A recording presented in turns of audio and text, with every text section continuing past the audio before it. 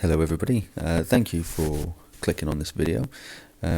If you have clicked, it's probably because you're thinking of buying an EOS RP or already have one. If you have one, you've probably also realised that the battery life can be a little bit disappointing at times, depending on what you're actually going to use the camera for, whether it's video or whether it's shooting time-lapse or just general taking pictures. It's just one of the sort of weaker points of the camera.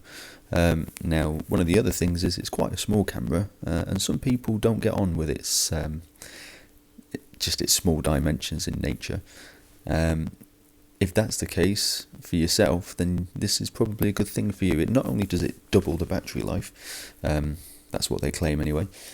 It's going to give you a much better grip of the camera, and allow you to shoot 90 degrees offset to what you would usually shoot off, because it's got the extra button. But I'm just going to give you a little sort of idea of what's inside the box. Again, this isn't a very expensive grip in comparison to what you'd pay if it was a Canon product. I think I paid £59 for it, which isn't too bad. It certainly gives me a lot more possibilities to use this camera and not have to worry about the battery life. So I've opened it up. You can see it's packaged reasonably well. It's got some instructions in there. Doesn't seem to be a great deal of info. It's just a little pamphlet. I'm not going to bore you with the details, obviously, and it'll be interesting to see actually what quality of translation there is, because I'm guessing it's made in China, as most of these products are. So in the box, you've got a little bit of silica gel for moisture control. You've got the cable, 3.5mm jack cable. This is going to connect from the grip to the camera. On some of the more expensive ones, they have pins inside that actually connect to the camera internally, and that controls your shutter button. Unfortunately, not the case, so you have to actually connect into the remote socket that most. So if you're using a time lapse or a remote control, that's where you would stick that. So taking it out, it actually seems pretty nice quality. Actually, doesn't feel too cheap really. I do actually have a newer battery grip for my Canon EOS 750D, and that is actually much better quality than this. But on first impressions, this isn't bad either, really, to be honest. The battery door does appear a little bit flimsy. It's quite thin plastic. You'd probably have to be careful with that. I can imagine it would get broken quite easily if you weren't paying attention to it. You can see the contacts at the bottom there. Yeah, not bad. So on a closer look, you can see the socket there, which is for that cable that you saw previously. Focusing on this is Numoa, made in China. You've got the contacts there for the battery. That'll deliver the power to the camera. Again, seems pretty decent quality. It feels alright in the hand, and it's got a nice grip. You can see the switches on the back here. There's one on the right hand side which doesn't appear to do anything, but I need to investigate that further. The one on the left obviously opens the battery door, and yeah, when you shut it, it does actually latch reasonably well. You don't need to force it; it just catches and it feels good. You've got the tripod mount on the bottom there, and then you've got them two lugs at the top which help it locate onto the EOS RP, so that's good to see. But yeah, like I say, feels pretty good, and the actual grip, the material was very grippy. Nice rubber finish on that. Yeah, not bad at all. Yeah, and you've got the shutter release button here. Again, allows you to focus, and then it's a two-stage button, just like you get on the camera. Again, the jack socket there. I am overdubbing this actually, because the microphone on my other camera didn't pick up my voice too well, so I thought it'd be best to overdub for your benefit. looking just there, I was giving the grip a bit of a twist in both hands just to see how durable it was, and there's pretty much zero flex in it whatsoever. So whatever material it's made out of, it's pretty good. It's quite durable. So here's the RP. Like I say, fantastic little camera. Can't really fault it bar its battery life. I mean, it's a sort of enthusiast level camera. I've been wanting a full frame camera, and you know, there's snobs out there who say, oh, it's not the best sensor in the world, but you know, my first camera was a 1000D, and that got me some fantastic pictures, so this is going to be nice to use properly when I get a chance. So here you go, you've got the battery compartment, remove the battery, and then you can remove the door. Now you can see that little, there's a little lever there, and it's spring loaded, so you can see it just retracts that little dimple on the side, and that's what locates into the body, that fixes the door in place. Make sure you put this in a safe place if you do remove it, as if you lose it, you're probably going to be paying God knows what from Canon to get a new one.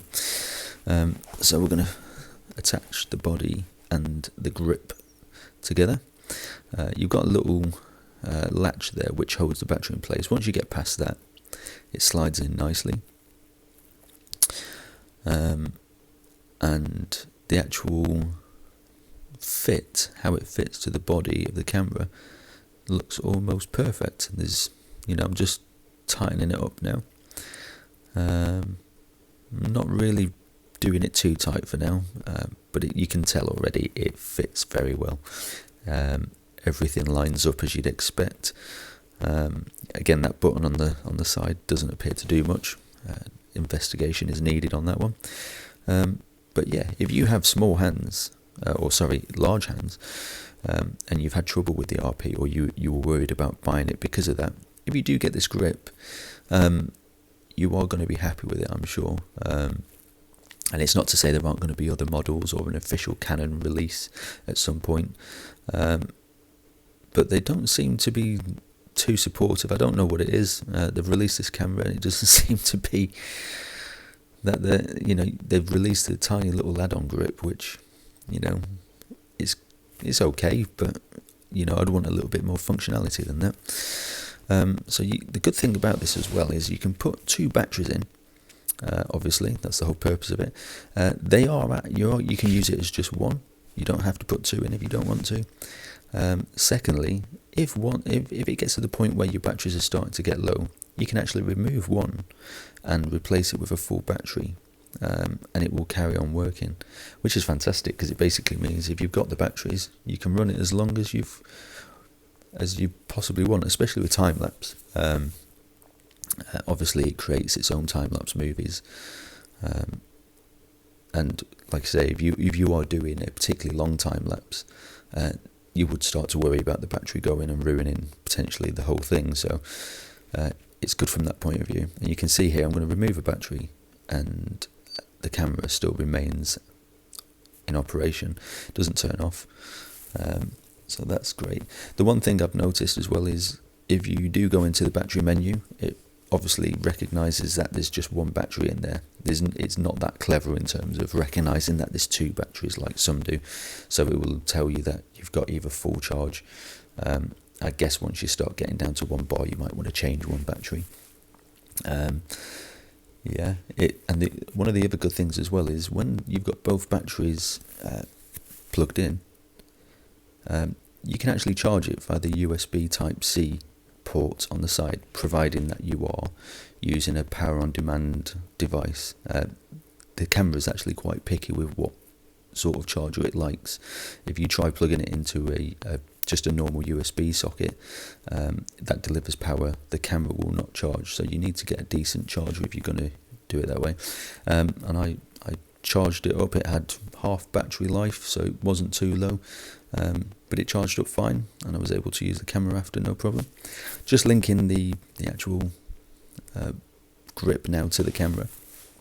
And it does actually work. I've got no lens on at the moment, so it's not actually letting me take a picture. But it does recognise I'm pressing the shutter button on the grip, which is good to see. And again, it feels really, really nice in the hand. It's very sturdy. It feels well attached.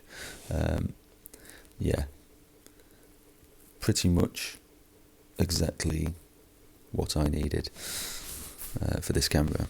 I'm planning to get out there and do lots of time-lapse photography, and this is the one thing that was holding me back, is the battery life, basically. Again, I do apologise about the sound. I'm having to overdub this using my phone, but I just wanted to share as much information as I could on this, because, you know, it's a great camera, and I think a lot of people have been put off by some of the negativity that surrounds it because of its battery life. If that is one of the things that you were concerned about, then I would strongly recommend getting the camera and also getting a grip like this, because it pretty much solves that problem. And also, if you wanted something that had a little bit more sort of room for your hands, then it kills two birds with one stone. And I just hope this has been helpful to some people, because, like I say, it's just what people need if they've got an EOS RP. And you can see I'm actually shooting now, using the shutter release button on the grip. And like I say, you can actually press that switch on the side that says on and off, and it doesn't turn the camera off. It must have some functionality for the actual grip itself. Maybe it stops you shooting when it's in certain positions, but whether it's that intelligent, I don't know. But anyway, hope you enjoyed the video. Thank you.